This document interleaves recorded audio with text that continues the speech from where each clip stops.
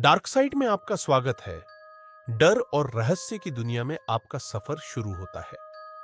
कहते हैं हर गांव के पास एक ऐसा राज छिपा होता है जिसे लोग जानकर भी अनजान बनने की कोशिश करते हैं।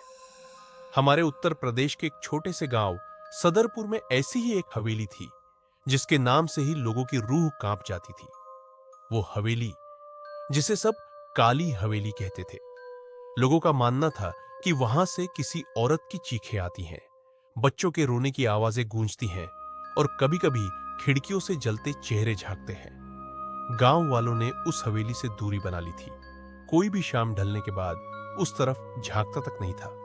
लेकिन एक इंसान था जिसे इन कहानियों में सच्चाई खोजनी थी। उसका नाम था रामेश। रामेश शहर से आया हुआ एक लेखक था। वह हॉरर और रहस्यमयी कहानियों पर रिसर्च करता था। जब उसने गांव के लोगों से हवेली का किस्सा सुना तो उसकी आंखों में उत्सुकता चमक उठी।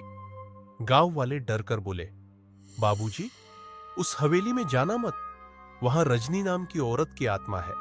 जो भी अंदर गया कभी लौटकर नहीं आया। रामेश मुस्कुराया, अरे, भूत जैसी कोई चीज नहीं होती। ये सब बस तुम्हारी कहानियां हैं। मैं जाऊंगा और साबित कर दूंगा। गांव वाले चुप हो गए।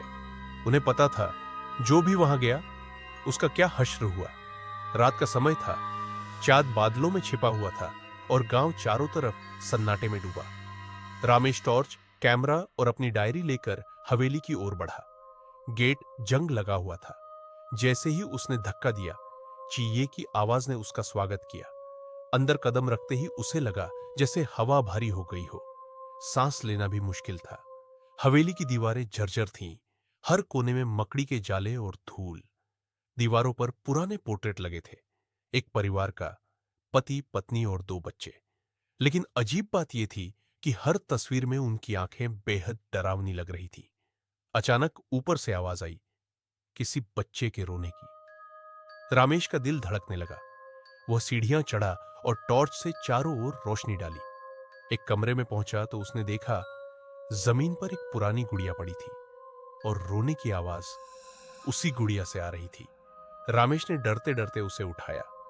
अचानक गुड़िया की आंखें लाल चमकी और उसने चिल्लाकर कहा, यहां से निकल जाओ। रामेश ने गुड़िया फेंकी और पीछे हट गया। अगले कमरे में उसने दीवारों पर अजीब प्रतीक देखे। बीच में काला दाग था, जैसे किसी को जलाया गया हो। उसे लगा कोई उसके पीछे खड़ा है। धीरे धीरे उसने पलट कर देखा। एक औरत का साया, लंबे बिखरे बाल, जले हुए चेहरे पर डरावने निशान और आंखें अंगारे जैसी। रामेश डर के मारे पीछे हटता गया।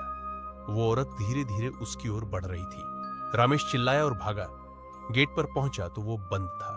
उसने पूरी ताकत लगाई, लेकिन गेट खुला ही नहीं। पीछे से कदमों की आवाज पास आती गई। रामेश ने पलट कर देखा। औरत अब उसके ठीक सामने थी। उसने फुसफुसाकर कहा, मुझे इंसाफ चाहिए। रामेश की रूह कांप गई। अचानक गेट अपने आप खुल गया और रामेश बाहर भाग निकला। गांव वालों ने उसे गिरा हुआ पाया। वह हांफते हुए बोला, हवेली में सचमुच कोई है वो औरत? उसने कहा, इंसाफ चाहिए। गांव का बुजुर्ग बोला, वो औरत रजनी थी। सालों पहले उस हवेली में उसका कत्ल हुआ था। उसका पति जो बहुत जालिम था, उसने उसे जला दिया और बच्चों को भी मार डाला। तब से रजनी की आत्मा वहां भटक रही है। रामेश ने तय किया कि वह इस रहस्य को सुलझाएगा। अगली रात वह दोबारा हवेली गया। इस बार उसने पूजा की चीजें, कैमरा और रिकॉर्डर साथ लिया। अंदर पहुंचते ही उसने टॉर्च जलाई। कमरे के बीचों बीच अचानक धुंध का गुबार उठा। उस धुंध से रजनी का चेहरा बना। उसने कहा, मेरा पति निर्मल, उसने मुझे जला दिया। मेरे बच्चों को मार दिया। किसी ने मेरी चीखें नहीं सुनी। मेरी आत्मा तब तक भटकेगी जब तक मुझे इंसाफ न मिलेगा। रामेश कांपते हुए बोला, मैं तेरी मदद करूंगा। रजनी ने हाथ उठाया। उसके जलते चेहरे से आंसू बह रहे थे। निर्मल की आत्मा भी इस हवेली में कैद है। वह हर आने वाले को मार देता है ताकि सच बाहर न जाए। अचानक हवेली गूंज उठी। रजनी झूठ बोल रही है।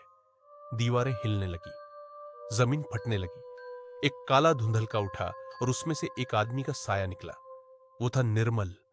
लाल आंखें, हाथ में खून से सनी कुल्हाड़ी और चेहरे पर पागलपन। रजनी चीखी, तूने मुझे जलाया, बच्चों को मारा, अब सच सबके सामने आएगा। निर्मल गर्जा, तेरी आत्मा कभी चैन नहीं पाएगी, ये हवेली हमेशा मेरी रहेगी।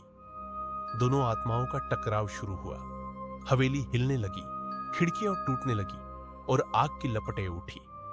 रामेश ने मंत्र पढ़ना शुरू किया। उसने रिकॉर्डर में कैद आवाज चलाई, रजनी की चीख। जैसे ही आवाज गूंजी, निर्मल की आत्मा तड़पने लगी। रजनी ने जोर से चिल्लाया और निर्मल को आग की लपटों में कैद कर दिया। निर्मल की आत्मा चीखती रही और धीरे धीरे राख बन गई। रजनी ने रामेश की ओर देखा, उसकी आंखों में शांति थी। उसने कहा, धन्यवाद, अब मैं और मेरे बच्चे मुक्त हो गए। धीरे धीरे उसका साया धुंध में घुल गया। सुबह गांव वाले हवेली पहुंचे। उन्होंने देखा कि हवेली अब वीरान नहीं लग रही थी। दीवारों पर जो काले निशान थे वो गायब हो चुके थे। रामेश ने सबको पूरी सच्चाई बताई। गांव वाले हैरान रह गए। उस दिन के बाद से हवेली में कोई डरावनी आवाज नहीं आई। लोगों ने उसे मंदिर बना दिया ताकि रजनी और उसके बच्चों की आत्मा को शांति मिल सके। रामेश ने अपनी किताब में यह पूरी कहानी लिखी। उसका नाम रखा शापित हवेली का रहस्य।